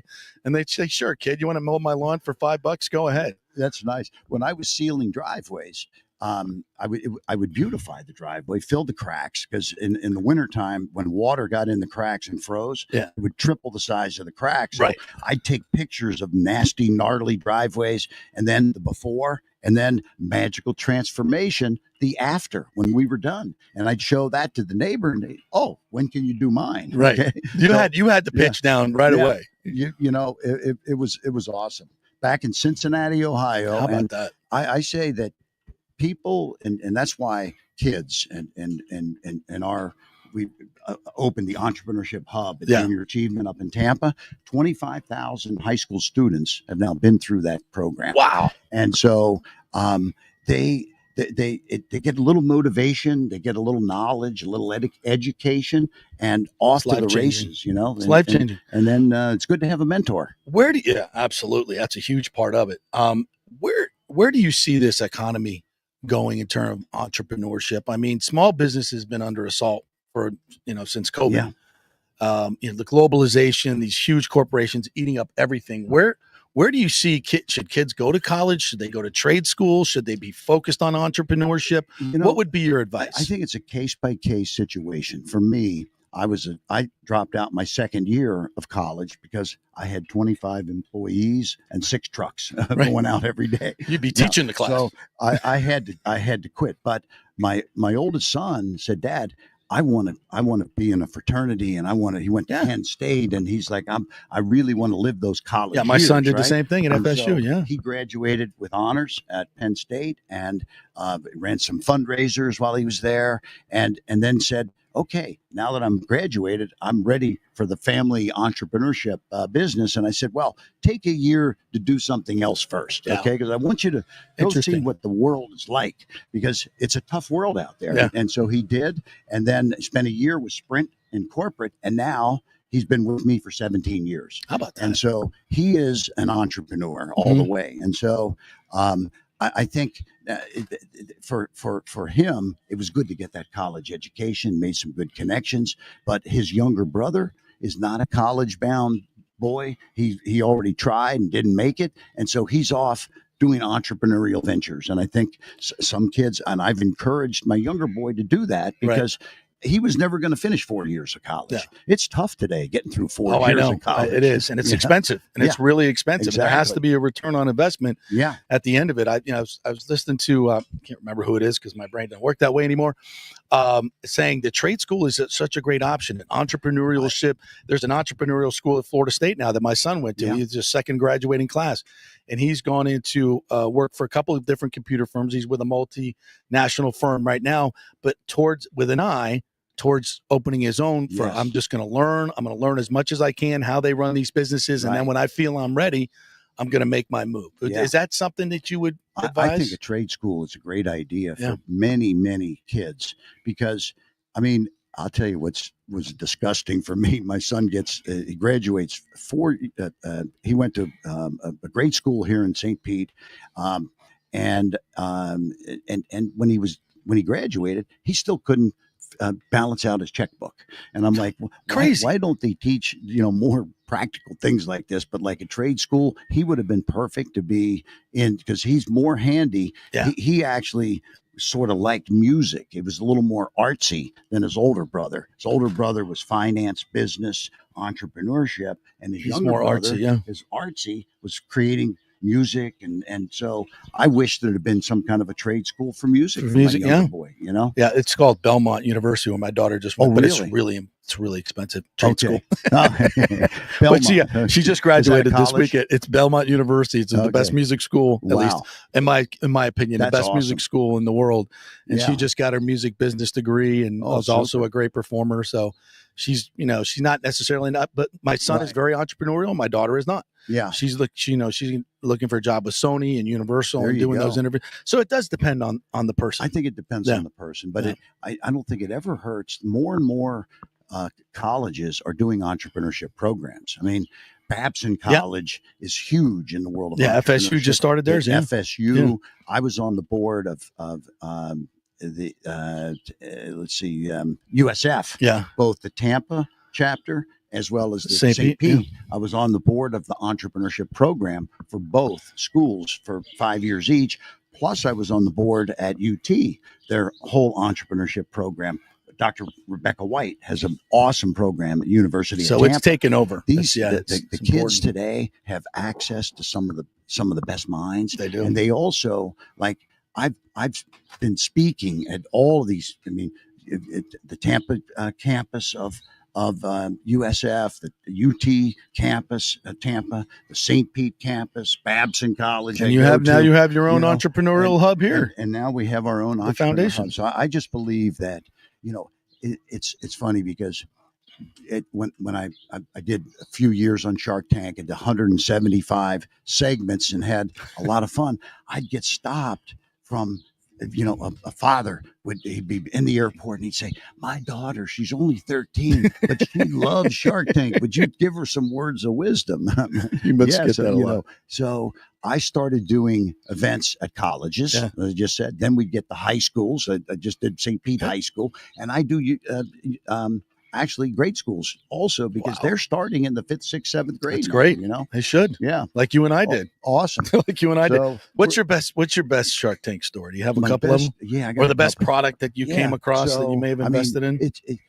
What's funny about products is people always say to me, "What are some of the craziest products that you've been involved with?" I said they generally involve toilets. Okay, okay. So one of everybody's got to use it.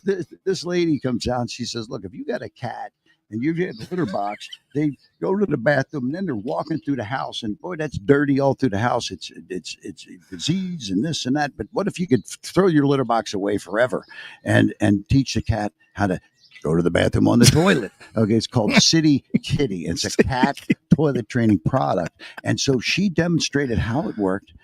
And it does, and they used it to train the cat on the movie Meet the Fockers. Yeah, where I it jumped remember up it. on the toilet. Jinxie cat. Yeah. So they start with this tray. It's got a little bit of a litter on it, and then each week the tray gets it gets a piece comes out until at the 4th week there's nothing there. There's nothing there, and they're there's still going to the bathroom on the toilet. So that did tens of millions of dollars in sales. It just blows me away. Right? Never thought that would make Scrub it. Daddy was in one that Lori Grenier did, and I ended up with some rights to, because a lot of the sharks work with the other sharks, and I did deals with Barbara, and I did deals with Damon and Mr. Wonderful, and I always ask the questions because people they'll stop me and say, "Tell me about Kevin O'Leary and Mr. Wonderful." I said, "Well." One day on the show, I said to him, I called him out. I said, "I know why you call yourself Mr. Wonderful." He said, "Why?" I said, "Because nobody else will." He said, "You're right. I tend to be the only one that calls me Mr. Wonderful." It's all in the branding. It's all in the branding, right? I've never heard anybody else That's say funny. unless they're joking. Right. But anyway, no, we had a lot of fun. Barbara's cool. Mark Cuban did a lot of deals. Now he's finished his time on Shark Tank. Yeah. And, I feel like there was guest sharks and, there was, all kinds of, Richard Branson was a shark. And there was dozens and dozens of fame. Kevin Hart was a shark. Does he? I don't think I've ever seen a Kevin Hart episode. So I would love to see that. Watching some of those, but, they have him in for a segment or two. I did 175 segments in the early days of that show. Paid my dues. Made a couple deals. They didn't all work, and that's but that's business, right? That's business, yeah. Well, Kevin, I know you got to go talk to all the great people that are coming here. Thank you so much for inviting us out, JP. And I'm gonna be watching your score here. I'm gonna see. Let's bring home a winner today. Okay? You know what? As long as we don't have a scorekeeper with us, we might. Okay, it's called pencil whipping. Okay, well, I'm gonna check your scorecard. That's what happens at most of these tournaments. I know, in case you didn't know. Okay. I would never do that. I would never do that. Absolutely not. Great to be here. The couple of guys I'll be playing with, I don't know about them. They're Mike Kozlowski, Todd Wiseman. Oh yeah, Koz was my one of my college roommates. Oh, okay, and I've known Wiseman forever. So we got a little Florida State contingent that we'll be playing. So we'll be out there chopping and drinking and having a good time. But we probably won't be winning. Yeah. All right. I'll let you go. Thank you. Thanks, man. Thank you, Kevin. Appreciate it. It's great, Kevin Harrington, right there. Oh, it's going to be a great time today. Thank you, partner. Yes, I got some comments in here. More Right Rudder says college is a scam.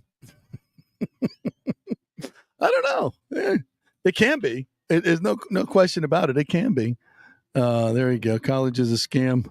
John Hill says, my mother had a friend back in 1970s that taught their cat to use the toilet. He's millions of dollars in that. Are you kidding me? More Right Runner. Trade him to trade school. I dropped out to be a pilot. Yeah. No, I especially with what,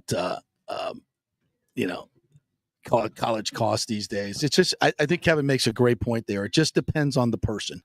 If they have that entrepreneurial spirit like my son does, he's going to kill it. He's going to be great at, when he gets the confidence to go out into the world and set up the business. And I highly recommend that. If you go to college and you go out into the corporate world, see how these businesses are run, see what you like, see what you don't like, make notes. Always have an eye towards the future of starting your own business. Cause my situation, to me, that opportunity is to go back and work for other corporate in corporate jobs. But, I much rather prefer to be my own boss, do my own thing. And it gives me that freedom to have a schedule that I want to come out here and talk about sports and go play in a golf tournament. I've worked at 620. I've worked at Channel 8. I've worked with NBC Sports, work with a lot of different huge companies. And for me, having the autonomy of being your own boss is tremendous. I mean, there's a lot of work that goes into it, obviously. But to me, it's enjoyable, and I'd much rather do that. And for other people, they like the security of that paycheck, that comes in every single week. To me, I like the hustle of it. That's what we do. And it's fun. Yeah, it can get a little hairy at times when you don't have that the corporate paycheck coming in. Absolutely. But to me, the trade-off is what it is. So, and I think, what Kevin's doing here and teaching these kids, it is so important because so much of what, school is set up to train hourly workers, really, go to school for 8 hours a day. This tell you what to do. Here's your task. Go do it. Do a test. Our schools aren't set up to necessarily in a bigger philosophy, challenge people to be critical, independent thinkers, because that's not what they want. But it should be something that you encourage your children to do. and to be independent thinkers. And this is my favorite phrase to my kids, and they hated hearing it, was figure it out. They come, you want to guide them and you want to help them, but there's certain questions that that they can figure it out and do it themselves. Give them the confidence to do it themselves. Just don't, when they ask you for something or do something here, ask you for this, ask you for that. Because a lot of times kids just get in that first thing I'm going to do is just ask my mom or ask my dad, and then they'll tell me what to do, and then I'll go do it. That's not what you want. You want to say, let's figure it out, or let's figure it out together. Let's figure it out together. Ask them questions. What do you think you should do here? What do you think you should do here? How do you think you can get this done? Take 5 minutes and think for yourself how you can best do this, and start to train their brain into thinking for themselves. I think it's a immeasurable thing. And when it comes to business and being an entrepreneur, that's what it's all about. You got to figure it out. You got to figure it out. Learn from the best, take the opportunities because there's, like Kevin said, there's so many opportunities now for kids to learn from him. The educational hub center that they have here in Pinellas County, YouTube videos, master classes, you can learn from the best. So take that opportunity to do so. If you're young, think about that in terms of running your own business, because it's great. It's great. Some days it's not so great. All right. We'll take a quick break here. We'll come back and talk a little Rays baseball as they get set to host the Phillies tonight at the Stein. So quick break, back to the Pelican right after this. Hey, are you tired and broke from going to those overpriced sports bars with $18 martinis and $20 burgers? Well, head over to Riveters, now the official sports bar and grill of the J.P. Peterson Show. I love the atmosphere. It's uniquely nostalgic American, recalling the days of Rosie the Riveter. The staff is incredibly friendly and welcoming in a laid-back, casual, indoor-outdoor setting.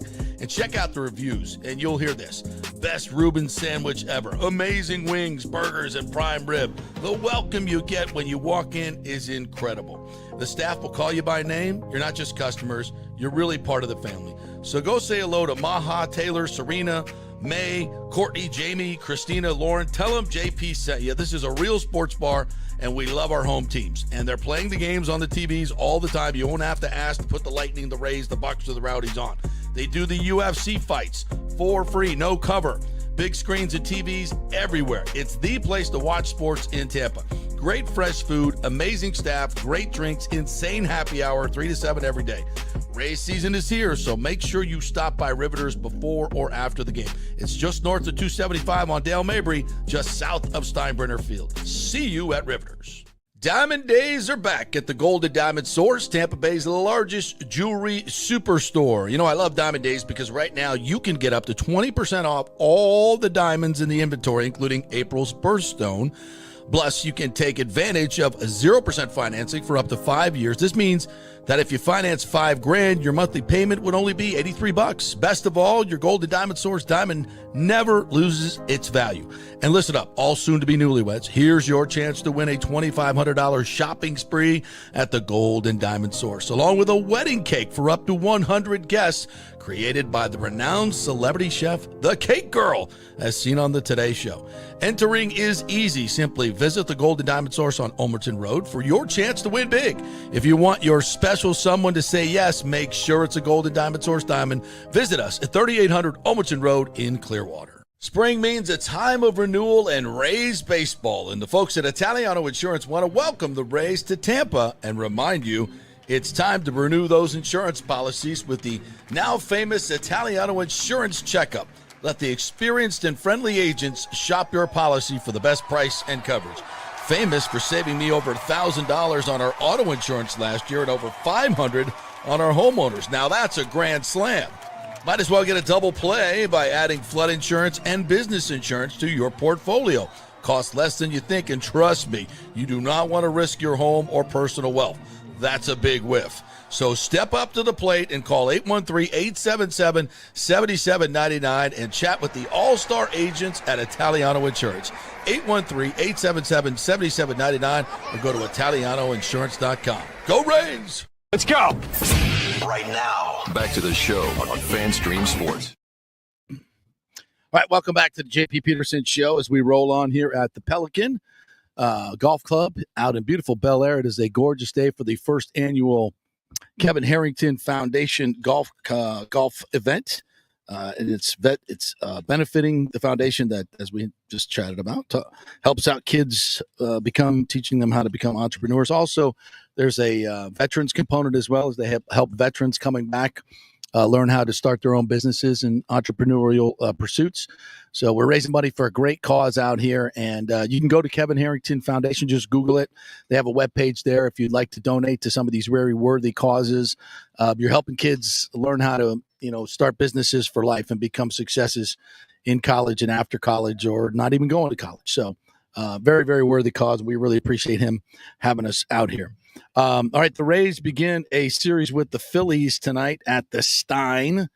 Emily, would you be kind enough to look up the pitching matchups for this?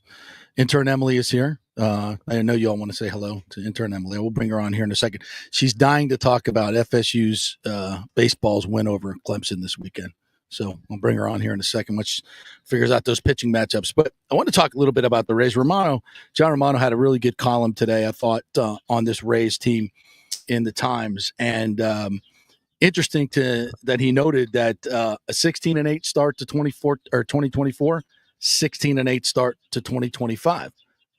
Interesting. The last 200 games, last year, this year have been pretty much middling 500 baseball. And we went into this season saying, look, the pitching staff is going to be incredible, and that's what they're going to run. Prevention, pitching staff, and I think they've, for the most part, lived up to that. There was a little bit of a lull there, but I think the pitching is going to be tremendous. Fairbanks looks to be in great form, so if they could just get this offense going, they're going to be able to rip off, a few wins in a row and get onto it now. And they have to.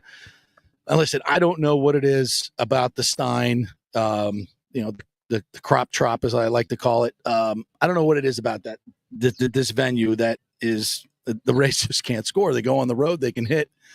Here, they just haven't been able to score, and they're going to face a really good Phillies team that's going to come in here with some really good players, Schwarber and the whole group. And I think they're obviously one of the leading candidates to win a World Series. So this will be a very interesting series at home, and they've got to score runs. They've got to score runs against this team because they will put up runs. There's no question about it. And you look at the lineup, especially against lefties, and it's horrific. It's horrific. And maybe, Cash is going to have to find out and maybe depart a little bit from the analytics driven lineups and start finding something that works for this team, because right now it's not working, especially against left-handers. So, Morel, I think, has been a very big disappointment. Trading Palacios for him has been a huge disappointment. Is he going to find it at some point? I don't know. It really doesn't look like it. I think we've seen a pretty good sample from him. Still a young player, and it showed some pop, but I think the league has caught up to him in terms of the holes in his swing, and I just don't see it. I don't see it with him. Chandler Simpson has just been an absolute delight to watch, and I think this is a guy that I hope can. As I said on Twitter the other day, he needs, put him in the leadoff spot until he's dead. Like, don't, against lefties, righties, ambidextrous pitchers, octopuses, I don't care what it is. Put him in the opening lineup at the top of the lineup and don't move him. He needs to learn how to hit against lefties and righties. Maybe this season is about that. Maybe this season is about Jonathan Aranda getting 200 at-bats against lefties and figuring it out. And he can become an everyday first baseman that can hit, I think he's got incredible ball to bat skills, and we've seen it already. He's, absolutely crushing right-handers, but he doesn't get a whole lot of opportunity. He hasn't been great. He's gotten some opportunity against left-handers. It hasn't been great, but you got to give him a robust opportunity in my mind. That's the only way they're going to learn. Boz, Bradley, Littell, Ryan Pepio, Drew Rasmussen, and you got Shane McClanahan and Joe Boyle waiting in the wings. I mean, to me, it's pretty obvious, especially when McClanahan gets healthy and you can get Joe Boyle up here. You can trade some of this starting pitching for really good hitters, but it's got to be on, you've got to spend money.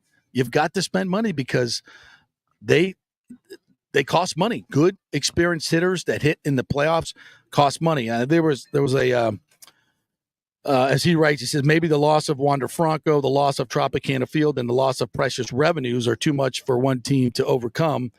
That would not be an unreasonable perspective to adopt. I mean, I reject that. You don't build a payroll on 1 year revenues, and to say that they're losing ticket revenue when the prices have been higher.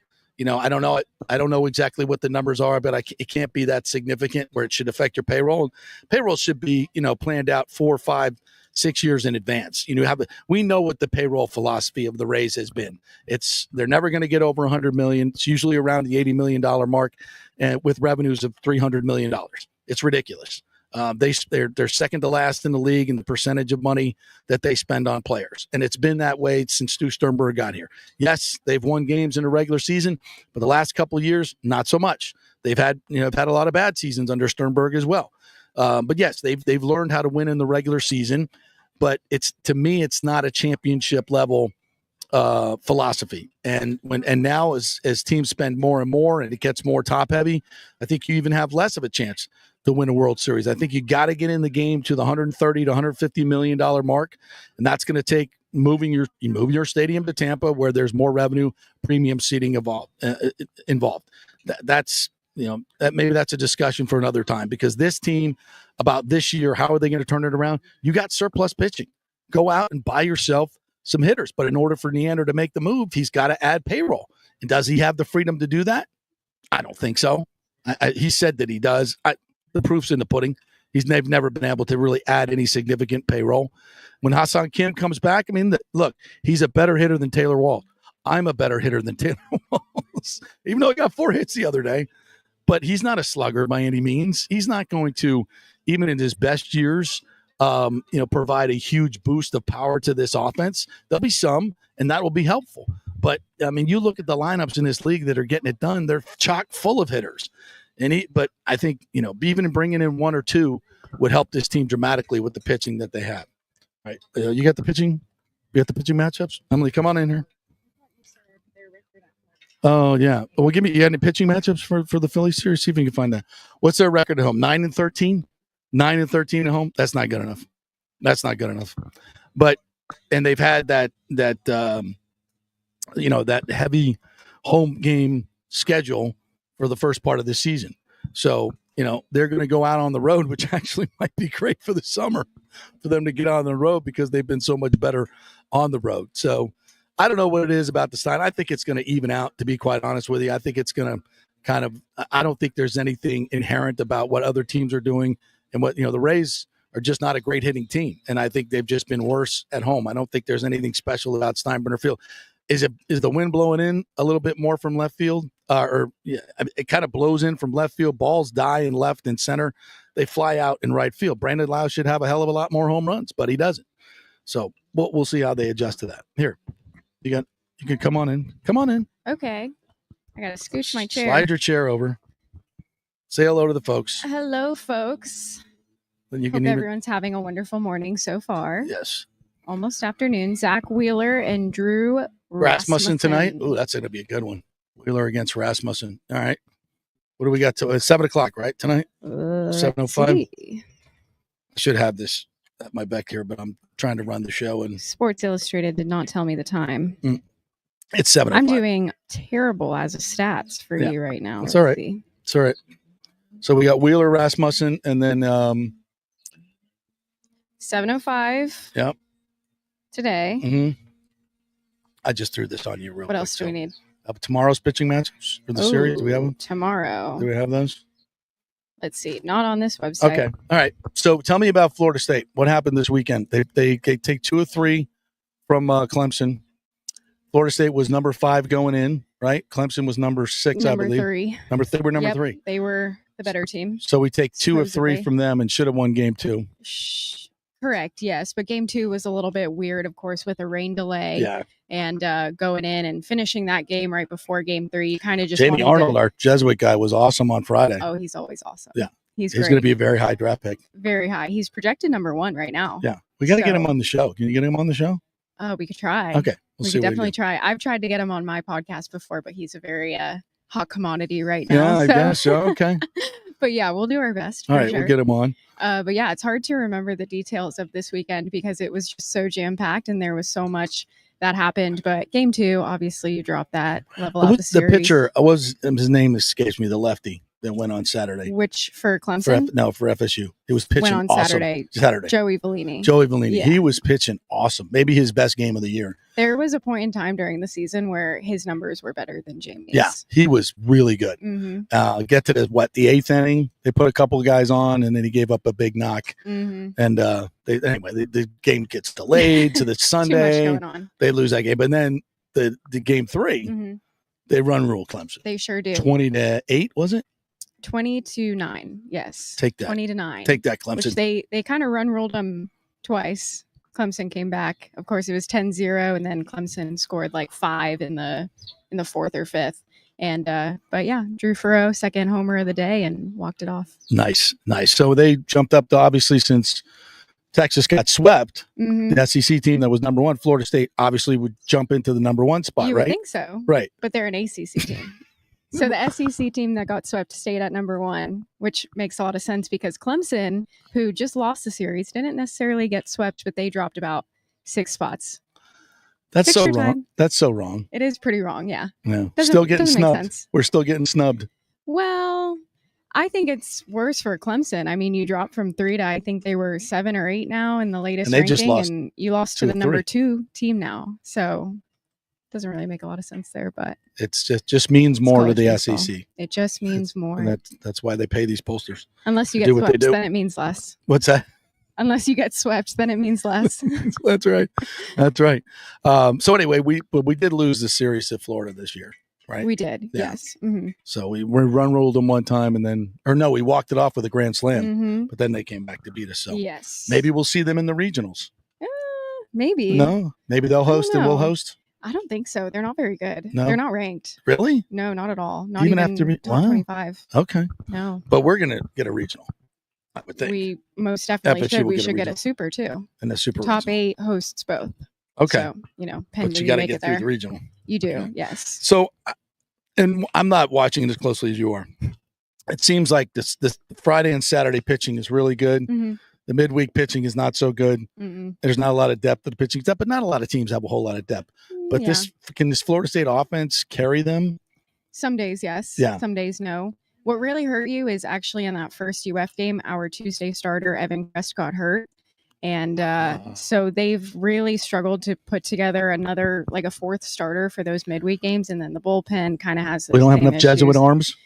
No, not enough. 4 is not enough. 4 it's not enough. Yep, we need some more My guys. So Lord. Jesuit guys, let's keep it coming to Keep it Florida coming. State next year. Keep it coming. Yes, but the offense, I mean, some days they look great, some days they don't look as great, but I think too often they look for the home run ball. Mhm. Everybody kind of wants to be the hero. And what I saw this weekend was much better with small balls, stringing some hits together and not relying on the home run ball. Now, Gary Sheffield, I think, is going to be here today. Really? Yeah, I think he's playing today. I played golf with him at a charity event at Avila. God, it has to be 10 years ago now. And my Lord, the swing speed on this guy's golf swing, guess what? It's Gary Sheffield. Like, I mean, he didn't back on that particular time. He didn't really know where it was going, but it was fun to watch. Mm-hmm. It was fun. It's kind of like most of us. But yeah, and his son is playing for Florida State. He's not getting a lot of playing time though, just yet. He's a freshman, right? He's a freshman. And he was on Jesuit team, right? He's another Was he? Jesuit. I think so. Was it? I think he was. Yeah. Don't quote me on that, but I think he might have been. So we're tapping into that's a pipeline to Florida State. Tampa Question Jesuit. though, can Gary do the waggle with a golf club? I think he did, Really? if I'm not mistaken. Because if you haven't seen his son hit, it was exactly like his dad. The waggle on the bat is Mhm. exactly like his dad. And but when his dad did it, it was so intimidating. Mm. Like pitchers would be like, "Holy crap, What's this guy's going on?" ready to hit. He is ready to hit," and he was ready to hit and hit a Mhm. lot. So yeah, he's finding his way. I know he was at this series this weekend, Mhm. so he's not, but he's just young, and this is a pretty talented team. So Yes. all right. very. Can they win? Can they win the College they World can. Series for Of the course first they time can. ever? Well, anything, I mean, crazier things have happened. My If God. I definitely think this year everything has to be in alignment, but we've got the pitching, we've got the offense. They just all 3 phases, the defense too. I mean, they've been great, especially the infield. All 3 phases have to click, and they've done it before. So, fingers crossed. In the name of my good friend Mike Martin Sr. at some time, dadgummit, as he used to say a lot, dadgummit, they got to win it at some point. It's just a numbers game. Mm-hmm. So maybe this is the year. Maybe our Tampa kids from Jesuit can get it done. So we'll see. All right. Well, thanks for jumping in here. Of course. Appreciate thank it. you. We're going to cut the show a little short here today because I got to get on the range. That's kind of the way it works. Hey, big shout out to the Golden Diamond Stores. Mother's Day is coming up. They've got the Mother's Day match going on right now through May 12th, sorry. May 12th, you get a $500 gift card. They'll match it with another $500 gift card. So what you could do is go down there with $500, right? Get a gift card for your wife, who's also the mother of your children, and then you get the other $500 gift card and you give it to your mom. So you spend $500, but you get $1,000 in buying power. That's how you do it at the Gold and Diamond Source. So you can go online, goldendiamond.com. You could do it there, or just go on into the showroom, even better. And you can spend that money right there. You double the buying power. And, obviously they have the biggest selection, best staff, everything. Don't forget, they also have, if you got any old gold jewelry or any jewelry lying around the house that you don't wear anymore, bring it down there. They got gemologists. You'd be like, I don't even know if this is gold. I don't know if this is a diamond. I forgot. I don't know. Bring it down there. They'll tell you what it is. And by the way, since they've been in business for 40 years, you don't have to worry about them screwing you over like some of these other places. It'll be like, no, that's not a diamond, but I'll buy it for $50, right?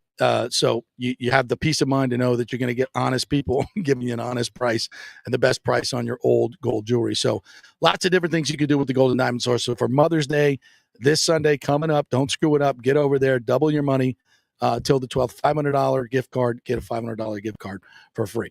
All right. Big thanks to our host here, Kevin Harrington. Big thanks to all the folks here at Pelican for helping us out, set everything up. Great job, Emily. Big thanks to you for helping us set up here. Big thanks to Scott Reynolds as well, who joins us from the Pewter Report. If you missed any of that, you can check it out on our podcast. If you missed any of this stuff, or just go back wherever you're watching this on YouTube or on X, and you can watch it as well. So, we will be back tomorrow with more fun and frivolity, and maybe even have this guy back with me. Yep, there's Timmy, who went off into never land of Wi-Fi this morning. He started the show with us, and then poof, he was gone.